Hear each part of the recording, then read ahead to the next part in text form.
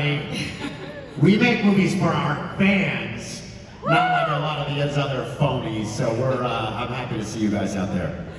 I do love this. I love how packed it is out here because this is a house of horror heads. Am I right? This is a house of horror heads. That's what I thought. House of horror heads. And Jason, sir, I do have to say this. We were just talking about Paranormal Activity the other day at the offices, and now it all started with Paranormal Activity. I just think about that. But thinking about the fact that we're here at Blumfest 2023 and just the year you have had this year. We're talking Megan, you know, we had Black Phone. We have so many different Blumhouse titles, the carryover of Halloween. We have so many recent... Insidious, don't forget Insidious, thank you very much. Yeah, we came back swinging with Insidious. Absolutely, your new partnership with Mr. James Wan and Atomic Monster. This is such an incredible year. If you could tell you, when you were on the set of Paranormal Activity, that this was going to be you less than, a few years later, what would you say? Well, it was 20. I'm not going to say that. I wasn't going to slogging away. No, I would have been, I would not have believed it.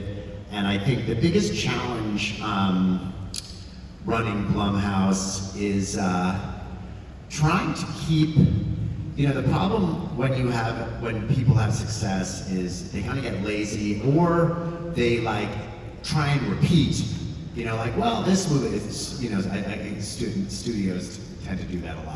Well, can you make a movie after we did Get Out? Can you make another Get Out? No, we can't make another Get Out. But so we really try. We would let you if you could. Okay, all right, I'll try. But we really try and do things that are new, try and do things that are different. We don't always succeed at that, but our goal is scary and original.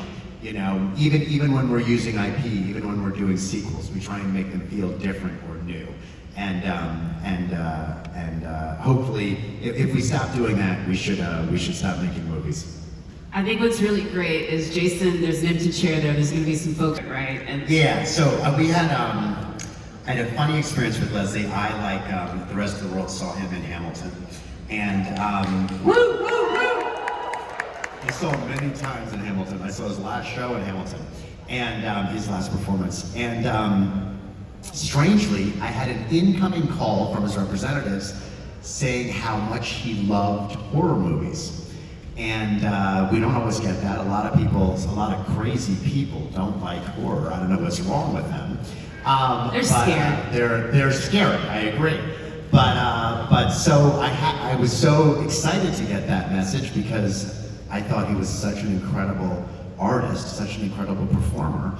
And The Exorcist came along, and I think I mentioned that to either him or his representatives. I forget exactly how it happened. And he immediately was very excited, and we sent him the script, and we had a terrific lunch at my house before we started everything, just he and I alone, talking about this special movie we were going to make together. And it was an incredible journey with him, and if you haven't seen it, you got to see The Exorcist. His performance is incredible. And that was the Leslie Odom story. No, that's a great story. I wanted to, any chance we can mention Hamilton in New York is not a bad thing, let's be honest.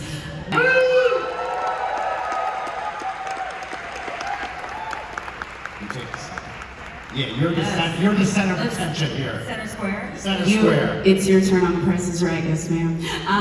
I will say this, I'm going to get to Jason in a minute as far as him starting with you in the job. What I love about Blumhouse is horror is so multifaceted. It can be horror thrillers, it can be experiential horror, and then you can have absolutely hysterical comedy horrors like Totally Killer. So I know this feels very familiar to Blumhouse folks who like, things like Freaky and Happy Death Day. Was this sort of meld of comedy and horror something that you always wanted to do? Because if folks don't know, she directed Ali Wong's last special, Always Knew Me. I know you can make us laugh. Was that the part that drew you in, or was you really trying to make us also get a little bit scared? Yeah, I mean, I'm just like a fan of the genre, and so when I first met with Jason and his team, it was basically for me to just be like, I'm a fan. After Always Knew My Baby, and then this kind of, we're like, let's figure out what it is that we can do together. Anything I do will always have a streak of comedy, never gonna do Remains of the Day remake or something like that. You know, there'll be some sort of element. So this just made sense for us, and so supportive of the whole thing. Jason, I know when you have these meetings with directors, and they happen really often, especially right now, as so many people are so interested in horror, I think it is almost like casting in a certain way, because you guys are looking for the right director with the right script, the right idea. What was it about those first meetings that you guys knew that this totally killer 80s, you know, playing with time comedy, that Ninotchka would be the perfect director for it? Well, we had lunch at my house, right? You know, when I met Ninotchka, or when I meet, well, you particularly had this, like, you want someone, kind of what I was talking about before, you want someone who's has a very strong voice and a vision and a point of view and is very assertive, and you checked all those boxes many times when we met, and you gave me a lot of confidence in you, but really I chased you. I mean, you had, if you remember, there was like 2 other things happening. I got this panic call. We said, you got it. We gotta get this director. So I actually was chasing you. So to be fair.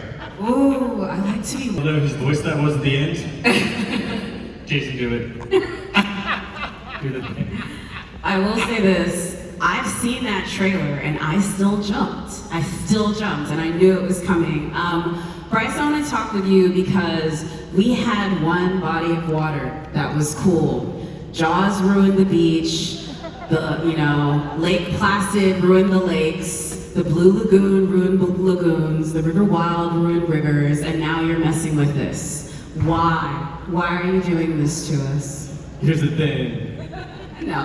So seriously, why pools? Why this sort of like horror-esque moment for it?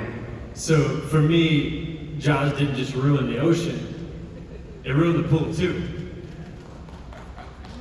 I cannot be the only one that saw Jaws, was in the deep end by themselves and the lights flicked off, and was just convinced that that shark was beneath me rising toward my feet. Who felt that way? If else feel, I know I'm not alone. Don't make me feel crazy up here. They were with you, they're with you. That was the origin. I mean, truly, like it was me seeing Jaws at like 9 years old and being in the pool at night and just like, I know rationally, this pool is 9 feet deep and it's 22 feet wide and 40 feet long or whatever, but I also know that that's not true because when that lights go off, I cannot see the ground. If I can't see the bottom of the pool, it's not there. That's just science. That was my fear. I think it's interesting seeing this trailer out in the wild now, and even with the short film, based on a short, it was a little bit validating to be like, oh, that phobia is not just mine, but there's a universal aspect to the water, even in a place that should be safe and domesticated and fun and sexy. It feels like we're not in our element anymore. We're not at the top of the food chain, right? See, he says it with such a smile, but I'm just up here being like, I really like my pool, and this is gonna be not great. But Jason, I want to ask you sometimes when you meet these directors what makes you say it, but I can definitely tell with this individual right here, this infectious sort of like terror was probably there. I'm guessing it was maybe a film festival, you saw the short, and then you guys started... So, I mean, look, but can't you see he's demented? I mean, we always look for a certain dementia and a certain joy and a reveling in scaring and upsetting people, and clearly he has that in spades. His short was great. I'm sorry, Mom. This was This was I am too. This was a movie that we just did. Obviously, Megan with Atomic Monster. We're concluding our merge with Atomic Monster. It's not quite done yet, but it's very close. And this was something that that company had fostered and brought us. And it's really, you know, Megan Night Swim. These are the reasons that we're gonna work with these guys. They work differently than us, and that's what's so fun about the creative business. There's no, the second you have a formula, it doesn't work. You can't have a formula. And you have developed a relationship with James at Atomic Monster for quite some time.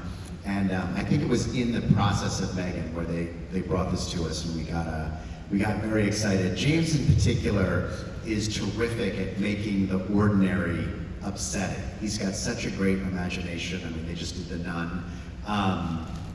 and all the Conjuring universe. And a lot of the Conjuring universe actually does what Night Swim does, which is taking something that wouldn't necessarily seem scary and making it very scary and unsettling. And so you guys, what was your experience like developing the movie with them? Yeah, I was just. Well, I mean, I can tell you, like, we made this short film quite a while ago. And I'm glad that you mentioned the in theaters aspect of it, because you have now really set the standard to all in the month of October, sir, as far as like the numbers of features and films and things that you have coming out.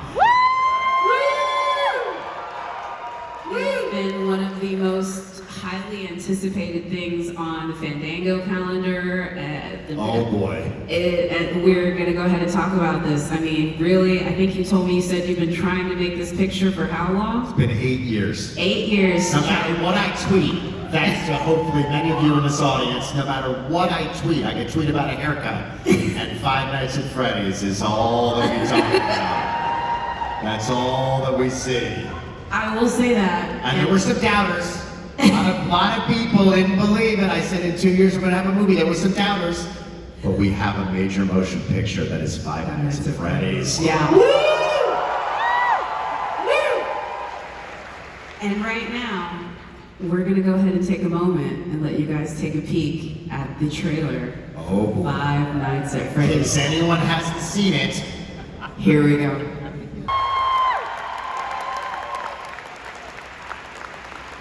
That's gotta feel pretty good to watch that after 8 years, but I'm gonna go ahead and bring out the director of Five Nights at Freddy's, Emma Tammy. Come on out, Emma.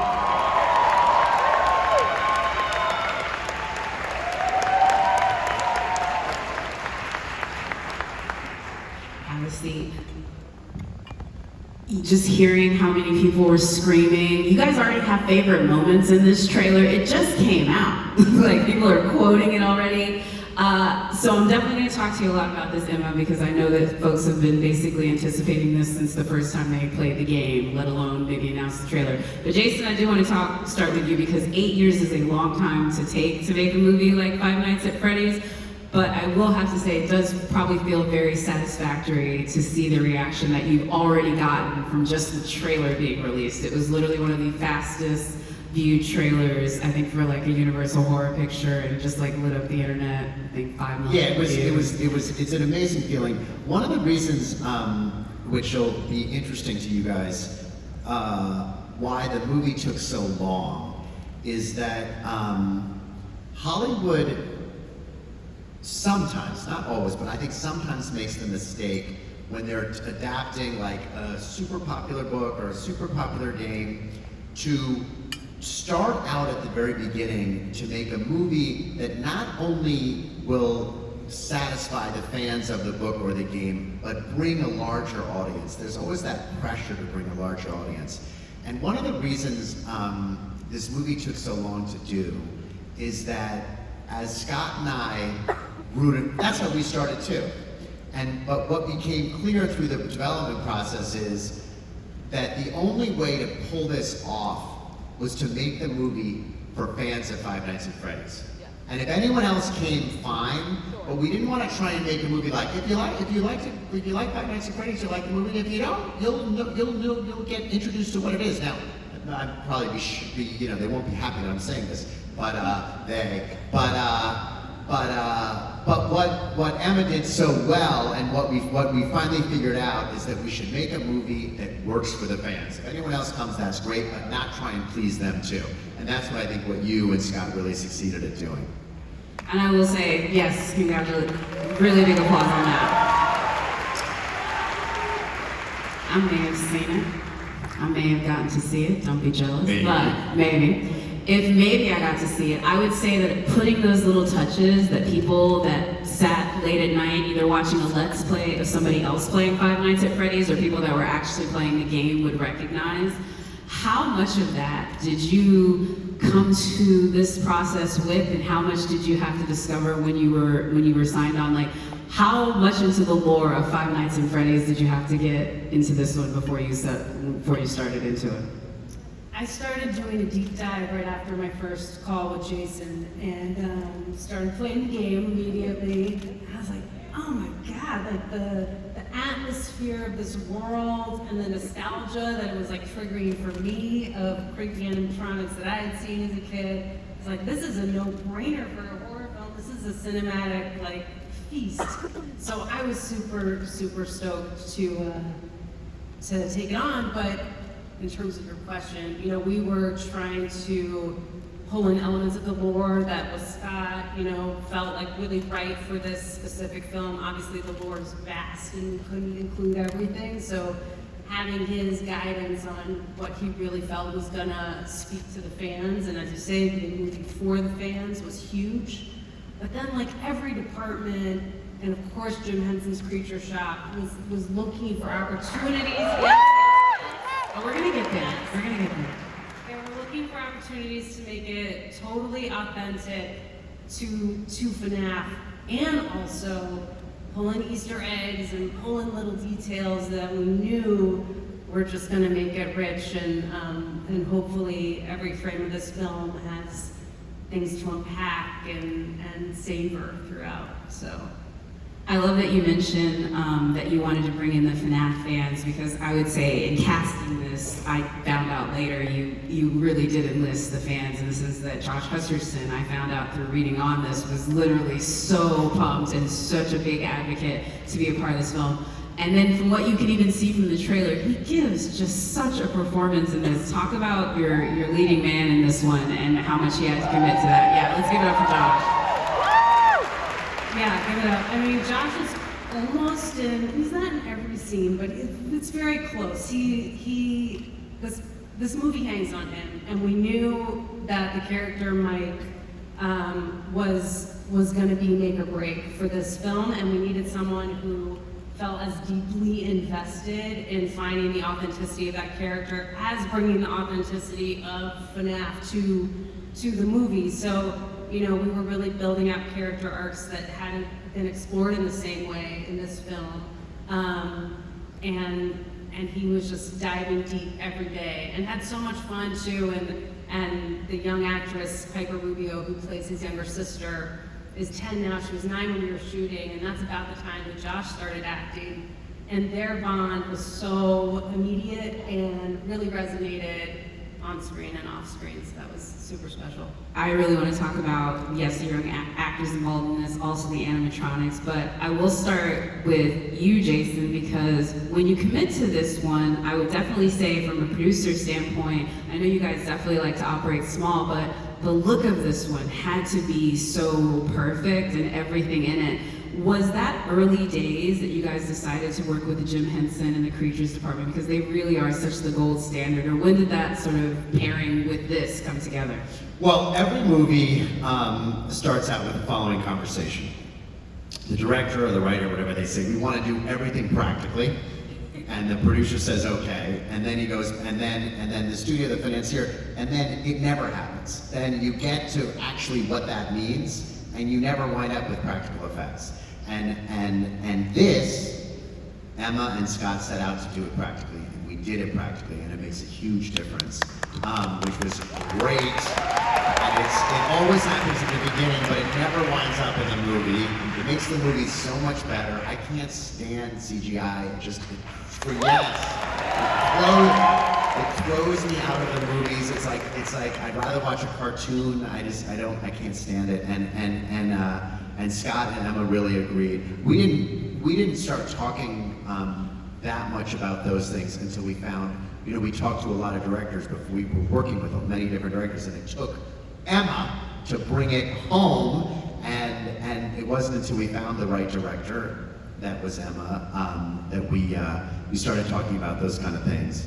And I'm really, really glad that we did, and I'm really glad, I think Emma and I were both really glad and lucky to have Scott had a very firm hand on this from the beginning, scripts through pre-production, production, post-production, marketing, and we were lucky to have him as an incredible partner all the way through this process. Yeah, and I want to talk about that too, because obviously there's the committed look of Five Nights at Freddy's, and you can just tell from this trailer it's very committed to that. But translating a video game into the now moving world of motion pictures, there's going to have to be translation, things that add, things that in regards to, the 5 characters that we all know and love and their detailing, how did you guys commit to that, knowing that you were going to be changing the format in the sense it was going to be much richer, it was going to be bigger, it was going to have to play to actual human bodies? How did you guys sort of map all that out? Yeah, it was really a step-by-step process, and we started with the original designs that Scott shared with us from the game, so that we knew we were, starting with the DNA of these characters that was accurate. And then just every step of the way, in terms of how the scale up was going to be, how the fabrics were going to feel and look, exactly what the dye was going to be like, and the color space, and the eyes, and the way these characters emote with their expressions.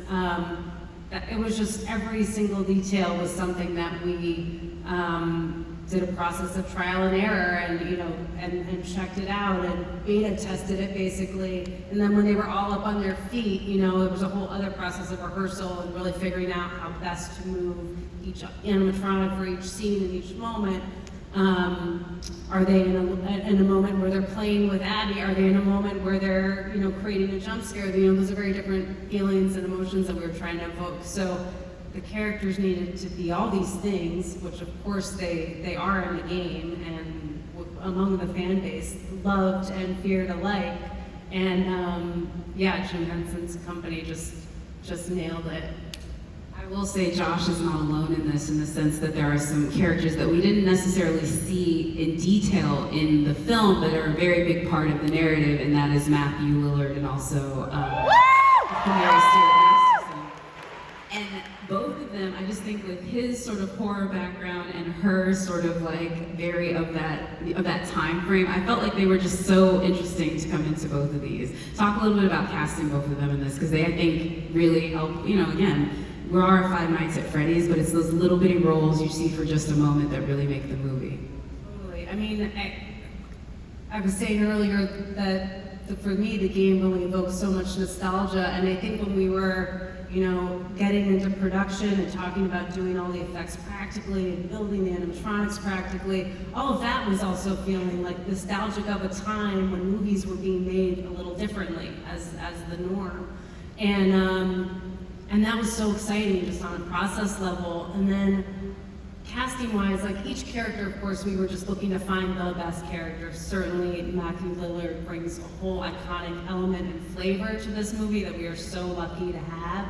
And he felt so excited to be a part of this. I mean, that was really amazing too. His kids are fans, and I think he felt like this was as special as we felt like it was to have him. I know Josh felt that way too, and really everyone. They knew that they were stepping into something that you all were really excited about, and that was a tall order, and everyone wanted to get it right, and really make these characters feel lived in and dimensional, and a nod to the lore, but also, come to life in a whole new way. And of course, Matthew Lillard did that in spades. So I'm excited for y'all to see him. Five Nights at Freddy's is the first movie I have, besides the 6-month-old who's a little older, who I use on Zoom to get to close deals. I have an older daughter who's 8 years old, who never, doesn't really understand never understood what I did until Five Nights at Freddy's, and someone came up to her at her camp over the summer and said they were talking about Five Nights at Freddy's, and my daughter said, my daddy produced that movie, and of course they didn't believe her, but we sort of straightened all that out, and now my daughter really feels like I have a real career, which is very exciting. So I have Scott to thank for so many things, and especially that my daughter knows I have a real job now, which is amazing.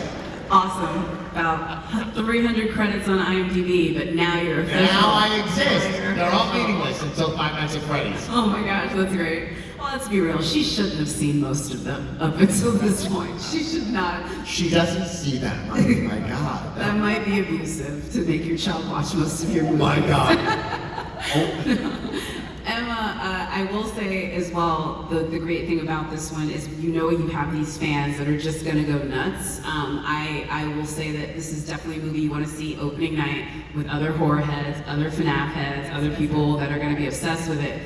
But I know as the director, there's some stuff that you just put in there and you're like, this is gonna be. Can you give us a preview of one of those moments that folks can sort of come? Because there's things that were all like, Spoiler? not a spoiler, more of like, hey, if you were a fan of this in the game, you might see something about this in the movie that you're excited about, or just like a little amuse-bouche of what the real Five Nights at Freddy's fans could be excited to see in this one. Well, I will say there's one FNAF character that we have not yet revealed in any of the teasers or trailers, so that's something to look forward to. So get ready. There's somebody that you don't know about. Actually, that's a great one. Yeah, if I knew, I don't know. I don't know anything. The other thing too about the Five Nights at Freddy's and with all of the things that you guys do at Blumhouse is because we're partnered with Universal Pictures is you get to see a lot of this stuff at Universal Hollywood Horror Nights. Jason, I really do have to talk to you a little bit about that because that's such a great part of what you guys also get to do is you get to live in the experience of all of these movies. Can you talk a little bit about some of the great things that you guys have done just this past year with Halloween Horror Nights? Yeah, sure. We love to scare people in any way possible. So in Horror Nights, both in Los Angeles and in Florida, we had an amazing Exorcist maze. We had an incredible, we did a purge experience, so where they have, usually it's Waterworld. We did a big purge experience. Any purge fans out there? Yeah, me too. And so when I saw this, Purge has been asleep for a while, but I saw, this is not breaking news or anything like that, but when I saw it, I was kind of inspired to kind of think, maybe we gotta wake the Purge up again. So I think so, I definitely think so. And we had a terrific third, like a Blumhouse experience where we had the animatronics from Five Nights at Freddy's. We had an amazing kind of tribute to my dear friend Megan, who I, like you, would love to see in a movie, Freddy's versus Megan, but the intellectual Are property. you telling us Megan 2? This is, everyone write this down, Megan 2. There is a Megan 2, but sadly none of the animatronics will be in it, but it would be a great fight. The other movie I was pitched was Michael Myers versus Megan, which would be so cool. If I could just get the rights holders to get along, I could do all these universes. But I can't, so we can only imagine that movie. We can't get to see it. But anyway, those are our live. We do every year. We do a handful of live experiences with Universal, and it's really fun. They're really fun to go through, and it also gives us different ideas of things we can do in our movies. As much as I know we're sitting on the Tumblr stage of Comic-Con, there's a fan fiction out there of Megan and Mike Myers. I know there is. I don't know who's written it, but somebody has. This is the internet, ladies and gentlemen. Emma, one more thing before you get out of here. I think that anytime you go into a film like this, there's obviously expectations, but there's going to be surprises on set. Is there anything that really sort of surprised you about, again, adapting a video game, but really expanding it and just, how you guys had to approach it that way? Yeah, I think, as we've been talking about building these animatronics, practically, we were in a little bubble doing that for so long, designing them, building them, testing them, and then we paired them with the cast in the pizzeria set, and the whole thing came alive in a completely new way. And I think seeing the cast interact with the animatronics and their first reactions to them, and then just creating these real live moments between them felt so unique to this project and so special. So that was fun. I really dig that. It would be so great if we could show everybody a clip from the movie, but Universal won't let me. They're not about it. Unless you guys wanted to make some noise for it. I'm sorry, this is a Five Nights at Freddy's clip. Can we give it up?